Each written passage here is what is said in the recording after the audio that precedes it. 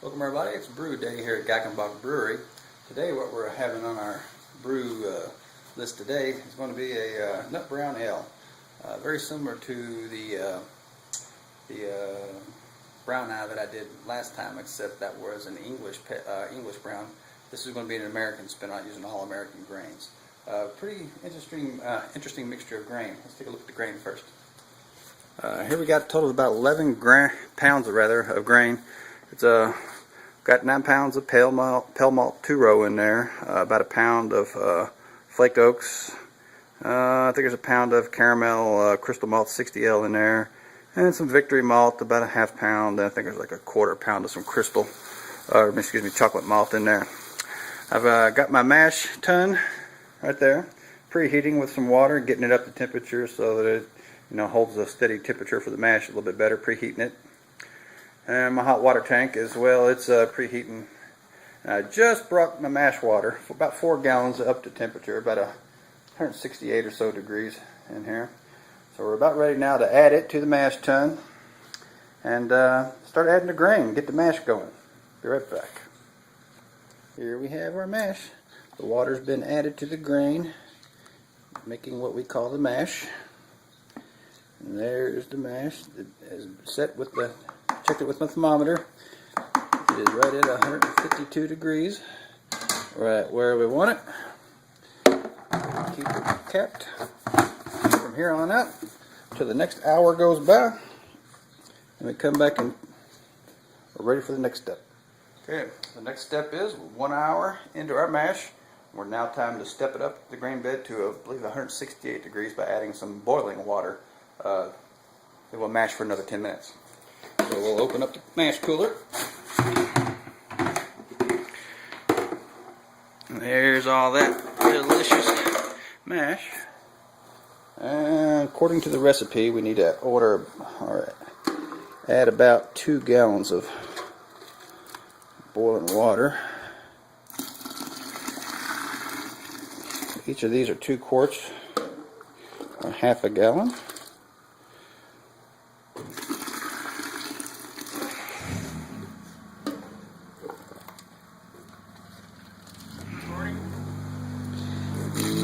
Yep.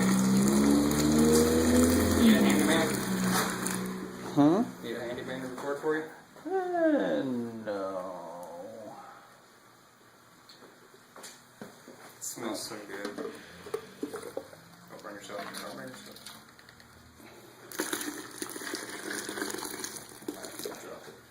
I'm just going to stop, stir it, and check the temperature.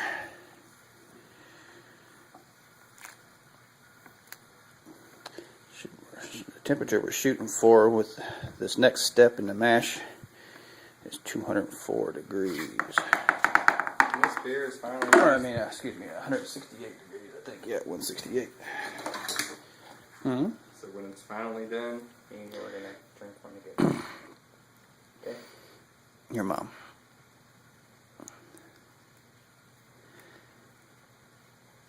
And voila, 168 point.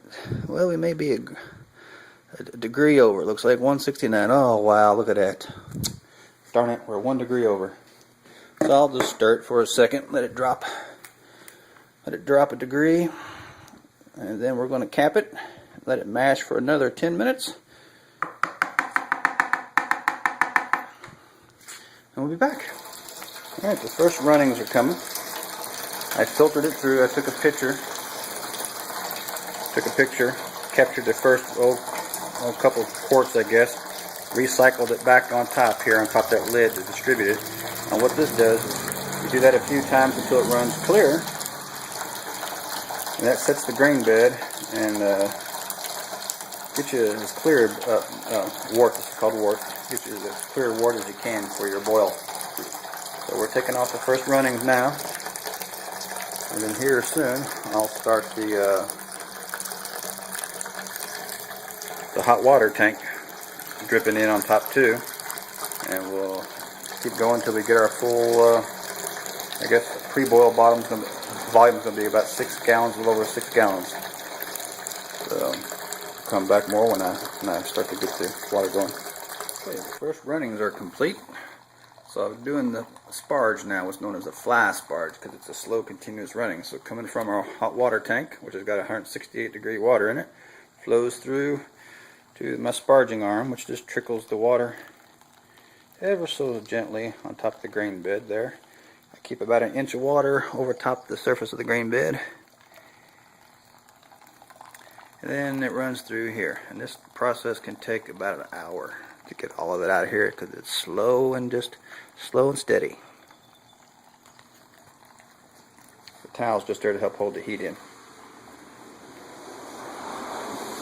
Alright, about an hour and 15 minutes total, counting their first runoff, to now.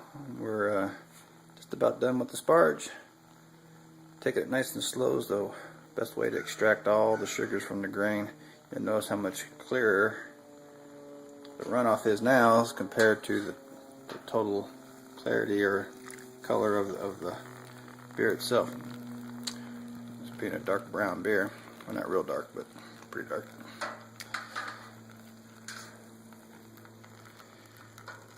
And we're almost at 6 gallons.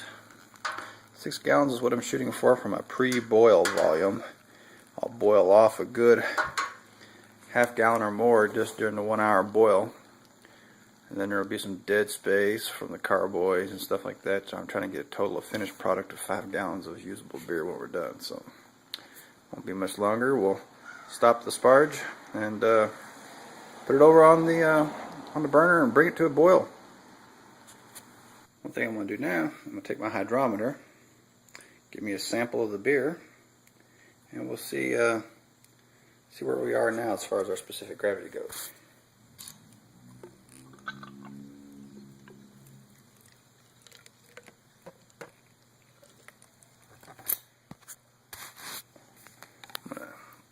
Dump this first bit back out because there could have been a little bit of water in the tube. I want an accurate reading.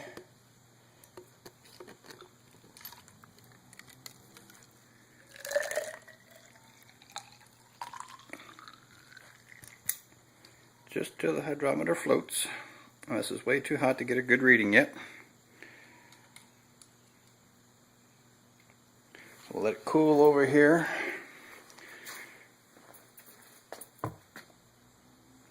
When it comes to room temperature, we'll have an accurate reading.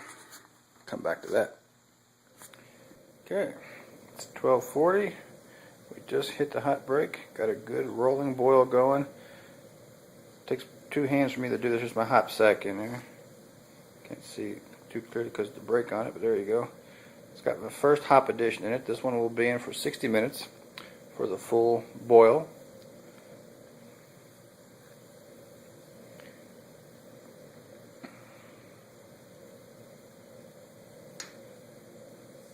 And then I'll just tweak it for the next 5 minutes or so and get the boil. That's a pretty good rolling boil there. I might not have to tweak it too much more. That's it. So we'll set the timer, come back in 45 minutes and put our second hop addition in it. And take it from there. What we have here is the final hop addition. 1 ounce Kent East Golden, or Golden East Kent. What? I'm hungry. I'm making beer. Yeah, but it smells like food and it's making me hungry. But it's tasty bear. It's not food. It's just tasty I bear. want some potatoes. Alright, that'll be in the boil for 5 minutes or 10 minutes. 5 minutes from now, though, I'll add a clarifying agent, a little Irish moss that helps aggregate the proteins and whatnot, so it makes it a little bit clearer when I actually go to ferment it. So we'll be back. Last thing we got to add is the Irish moss. Again, this is the clarifier. Put it in with about 10 minutes to go in the boil. Let's clarify. That's it as far as the additions go. The only other thing I'm going to do is I have a wort chiller, which chills the wort. It's right here in this box. Move it closer. I'm going to put it in there, let the last 10 minutes of the boil sterilize it, get it ready for use. So let me get this stuck in there. Cold water goes in, coils through, cools the wort, and comes out the side up here. Goes in there, out there. Okay, We're in the process of cooling the wort down. There's the garden hose hooked up to the one end, coils through, cooling the wort, and then the hot water runs out of the hose here. I just got it draining over there. You can see it, let it run on down. You'd be surprised how warm that water is coming out of that hose right there now.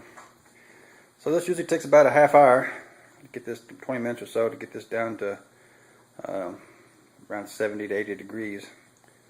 That'd be good enough to siphon it over to a carboy and get ready to pitch the yeast. So we'll come back. Alright, now we're filling the carboil up. Carboy's been sanitized, so's the hose. And we just elevated it so we get a nice siphon going. We siphon the wort from the brew kettle through the tube into the carboy. And when it's completely filled, we'll take it inside, pitch the yeast, recap it, and that should do it. I got a little sample up here in this here so I can test the final gravity of it. So while that fills up, I'm going to go in and check it, see how far we are. Next step, got it good and aerated, got a frothy head on it from pouring it in there like that. It aerates it at the same time. Shook it up a little bit as well. Next we pitch the yeast. It's a yeast starter I started yesterday with about half a liter of dry malt extract, DME, just to boost the cell count a little bit. And we'll just dump it over in here.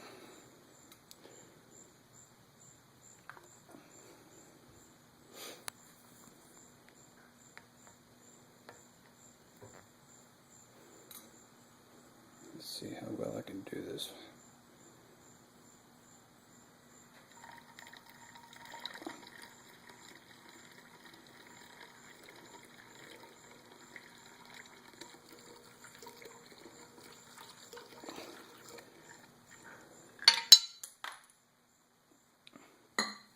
Perfect, that was the stir rod that came out.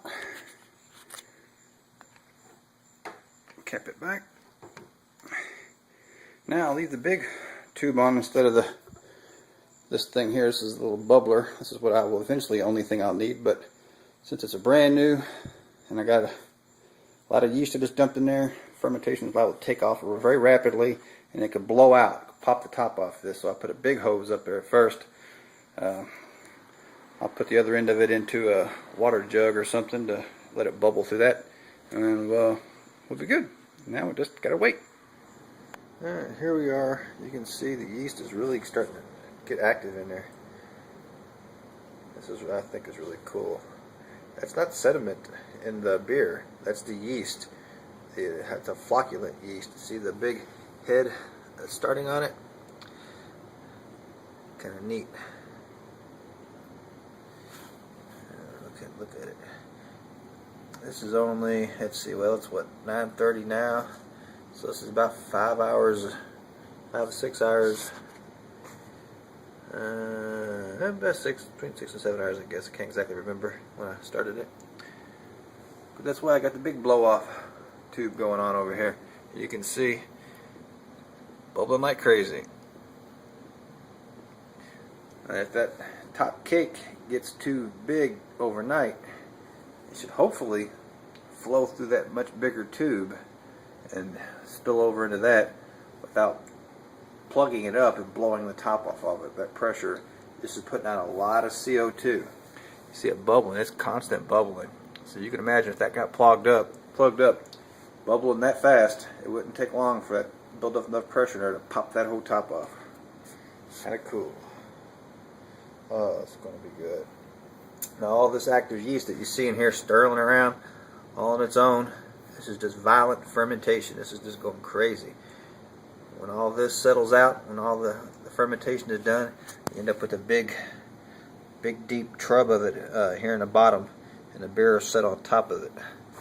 And we'll rack it from one carboy to another one. I'll filter it, siphon it off from this one, put it into another clean one, and let it further settle out. Let all that yeast flocculate and get heavy and settle at the bottom. And then leave it just good, clean beer. Love it. Looking good.